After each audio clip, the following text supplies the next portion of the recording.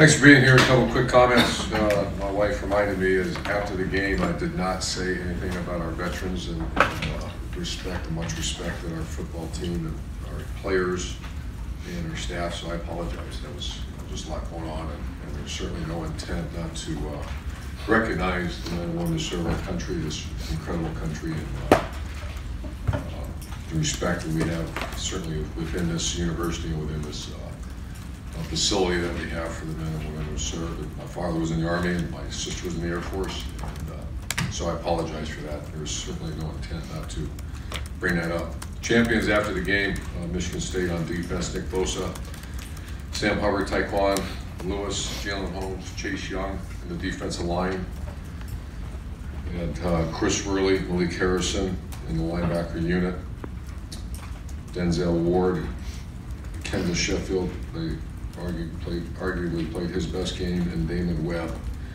on the back end of our defense. And then player of the game, Damon Arnett, who, by the way, was pulled from the game with a thigh bruise, but he's probable for this week. And Tough Borland. Those are the co-players of the game. On the other side of the ball, you had 5 wide receivers. Incredibly, very, as they have been for most of the year, very unselfish with their approach to the game. A lot of those big hits were because of their efforts down the field. Johnny Dixon, Paris Campbell, KJ Hill, Terry McLaurin, and Austin Mack, all graded champions. Running backs had their best game as a unit against a very good rush defense. Ran extremely hard and fast. J.K. Dobbins, obviously, and Mike Weber had his best day. Offensive line, you had Jamarco Jones, Michael Jordan, Isaiah Prince, and Knox. That's a good sign with your offensive line, especially that style of defense. And good to see tight ends again, Marcus Ball and Rashad Berry. Player of the game on offense was, we talked about when I was asked a question, he just started his 51st game in Ohio State, which is obviously a record, probably one that will be hard to ever be broken, and a guy that we have great respect for, Billy Price. Special units, special forces, kickoff team was outstanding. And let's see here. Player of the game was Eric Smith, and 2 solos on kickoff, and played exceptional for us. So special teams was a bright spot for us. Punt, once again, no return yards for the year. Kickoff return, we only had 1 opportunity. And punt block, we almost got one, but pretty good effort all the way across the board. So with that, I'll answer questions for you. Front row middle, Dave. Urban, something just seems off the targeting penalty in college football. I know the intentions are good. I just want to get your opinion on this. It just seems like a player should have to do something really egregious to get ejected from a game. I guess what can be done about this? One example might be, the first one is a warning plus the 15 yards. The second one, that. I think when you start talking about the safety of the player, I think if they make a mistake, Denzel Ward's was a mistake. That's where the replay official should not be a replay official anymore. I mean, you don't have that. Right. You're sitting in a guy in the field makes mistakes. It happens fast, but a replay official screws it up, and you can't do that. But the other ones we've had, I was disappointed in Draymond. I mean, that was a late hit. That was, you don't do that. So we teach it. Obviously, we don't teach it well enough, and but I don't agree that they should change it. They just is what it is. Keep your face out and keep your helmet out of the game. At linebacker, Chris Worley seemed to play well at outside linebacker last year. He seemed to play well there this past week. Tough Borland seemed to play well in the middle. Is there a chance that Worley's best on the outside and Borland's your best middle linebacker? We have that conversation now. Yeah. I agree. Front row left, Bill. Urban, we know you guys would prefer to have a quarterback in every recruiting class. When you have one who is committed for a while, maybe you're not certain how that's going to end, and that's such an important position, at what point do you have to maybe move on from that guy to make sure that you will get a quarterback in your recruiting class? You have to have one every year. That's setting yourself up for disaster if something goes on down the road. So you always have plan A, B, plan A, B, C, and D, and we do. And is there any chance in this class, I know spots are tight, that you could have more than one quarterback in this recruiting class? Possible. Yeah, possible. Those are what you just said. The issue that's going to come up here is this early signing period, and then you still don't know who's going to declare for the draft a month later. So that's, like Mark keeps wanting to talk to me about it, and I said, "Oh, give me some time." But we don't have much time. But the other thing you're going to see is the guy that you keep on the back burner and trying to flip him at the end, he signs on the 20th. You don't have those guys either. So it's going to be an interesting year. Front row right, Bill. Urban, I'm sure you've given this no thought, but it's certainly a topic of conversation among Ohio State fans. The playoff looked like last week you guys were out of it. Is it something that you even think No. about? Do you broach? Is it something that you at least want the players to have that There'll be shared? zero conversation around here, especially when you guys talk to the players. There'll be zero conversation about what happened before and what's going to happen in the future. Zero. Okay. But does it give hope that there's something, a higher ceiling than maybe Zero was? conversation about it. People don't know. Third row left, Dan. Talking about the linebackers, Malik Harrison looked like he had a big game as well the other day. Do you see him as a guy who can get more playing time Yes. going forward? It was good, a very good game. I wouldn't say big, he's not there yet, but he certainly is a guy that has earned more and more time. You've also talked a lot about the offensive line, and now in 2014 that was such a crucial part of your success that year. I know you've had some issues with the depth this year, but in terms of that starting five, do you feel like they're getting close to where that 2014 line was? Well, once again, I want to keep focused on right now. I'll tell you after this game. But to say that they're much improved, I think Coach Studd's done a wonderful job with them. I think the intentions, the intensities there, the intentional work that they have at practice each week, it's been good. And we are down to our sixth guy. Bowen got hurt. Demetrius Knox came in and graded a champion again. I think that's three games is graded a champion. So we're moving in the right direction. Far left, Matt. You've seen it all over college football. It's happened to you the last couple of weeks. I guess it happens every year. Wild swings one way to the next. You're in it with these guys. Can you, because fans are always asking, how do you explain that? Can you explain being in it and coaching how 1 week things can go really well for a team and next week it doesn't, or vice versa? I imagine I wasn't here 100 years ago, but I imagine it's every year is, every year I've been involved in college football, there's like, what happened? And it's nature of the beast, and that's, once again, zero conversation about what happened in the past and what could potentially happen in the future. We got to really have a good Tuesday practice. I'm going to be out of my damn mind about that. There's going to be zero conversation about that, other than play really hard in Tuesday's practice and get ready for a game on Saturday.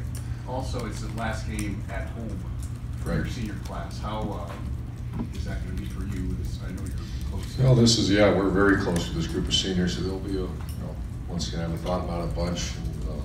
It'll be the right time to have those conversations, but it's very well documented our respect and love we have for these guys, because it's the first time we've had a couple fifth-year seniors too that have decided to stay with throughout the journey, and we're going to treat them right. Best way to treat them right is go win this game. Far left, Lori. Coach, you told Doug last week that you didn't accept the things that happened against Iowa were a fluke, that you wanted to examine why.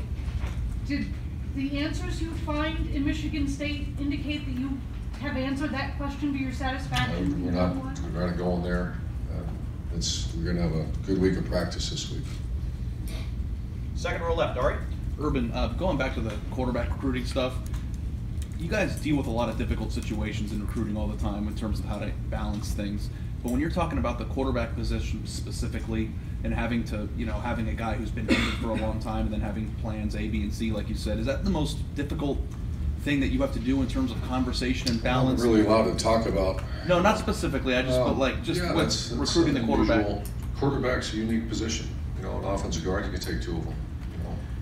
Receiver, you can usually take two or three guys. And those are all critical spots of quarterbacks. That's the position. So yeah, it's just making a lot of time and a lot of effort spent on that position. And the other thing, you've been around a lot of really good teams in your career and have won multiple national championships. When this team turns it on like it did in the fourth quarter of the Penn State game and the way you guys played on Saturday, does this team look like a team that could resemble or be in the same conversation as some of the better ones you've had here? There'll be good conversations to have down the road, and we have a very good team. So practice like it, play like it. Front row right, Austin. Urban, I know that this probably won't be a conversation that you guys have this week, but I think in the weight room you guys spend the offseason talking about winning a conference championship. And the playoff era, it seems like for some people, it doesn't seem to mean the same amount to them. They only talk about a national championship and not a conference championship. Do you feel like conference titles have been devalued, or they're not appreciated as much for how hard they are to win every single year because there may be attention on another thing that you can't control? All due respect, we'll talk about that in February and March or something, but not now. Our objective is to find a way to have a good week of practice on this game. Can you believe that this will be the last time JT plays in the Horseshoe? I'm sorry? What does it mean maybe to Oh. you that JT played for the last time in the Horseshoe? What he's given to you guys over the last few years? Yeah, it's well documented, and I love JT. JT's a member of the Meyer family and the Buckeye family for the rest of his life, and I just wanted to play really well and do the best we can to prepare him to play very well. Front row right, Tim. Urban, you said after the game on Saturday that one of the guys who stepped up, maybe in the shock of what happened at Iowa, was Billy Price, spoke to the team, etc. You know, you spoke earlier in the year about players having ownership of their team. Did he and the seniors, in your opinion, take ownership of what happened and what was to come after that game? And how did it show up in your mind? Yes, I think that. I don't think that was that's what happened, what you just said. And once again, I don't want to keep going backwards, but yeah, that is exactly what happened. And with that, that one's over. That was done. Now let's see him step up for Tuesday's practice and Wednesday's practice, and then play really well on Saturday. And the other thing, Zach Turner is one of those guys who has flashed on kickoff coverage. He had another really great play on Saturday. What have you seen of him? Just Great player. I mean, and how did he respond to your call for better coverage, etc.? Oh, he's not been the problem. He's been part of the solution, and he is a tough guy. I love that kid. He's his family should be very proud of who he is. He's on scholarship now, and it's not because of a gift. It's because he's earned that. He's one of our most productive players on the team. Even when you see him not making a tackle, he's usually creating enough chaos that someone else makes it. Yeah. So he's a stud. I love that kid. And one other thing, you know, obviously Illinois is in 7th place in the West. What is it about them that will get your players' attention, do you believe, this week? Their defensive line is really good. That's one area that, and obviously today's Monday, we're right in knee deep in watching them. I have not watched their offense yet. Like I normally just don't have any answers for you in offense, but defensive line catches your attention, and they're penetrators, and they're big dudes, 310 pounds, and 290 the other guy. But the defensive line catches your eye as their strength. And final questions, front row left, Doug. Urban, I know sometimes in your career you have a workhorse tailback, sometimes you have a couple guys you used. What have you thought of the way you guys have worked JK and Mike together this year, and then we saw it Saturday? Where are you at the tailback position? I think we're as strong right now as we've ever had it, you know, as far as depth. Antonio does a nice job too. I like the way we use the guys. Obviously, it worked out. But I thought, you know, I think it's a good credit for Coach Strugwala too. That's as active as he's been in the game plan. And when the line coach takes ownership like that, that was against the number 1 rush team in America, at least top 5. And I thought our backs ran really hard. They played fresh and they played fast and they played hard. So I like the rotation we had. I think JK had 18 and Mike had 10 or 9 or something like that. I like the mix. And then obviously Mike Weber's also been involved in the return game as well. And you talked after the game, running a couple different run plays. You mentioned the draw. We know how often you guys talk about evening up the numbers in the Reed game. What's the conversation like when maybe you were talking about maybe let's look at some different running plays where it is just a handoff to the tailback? What was that like for you guys to do that and look at some of those things? It was done well in that room, and it was the one thing about a draw a lot of times is you lose the equation of numbers, and you have to run the Q all the time. Q draw you can equate numbers, but my gosh, you keep running the quarterback too much, and so you can only run it in certain looks, and that's if they leave the box because they're worried about your pass defense. And that's what happened on that one.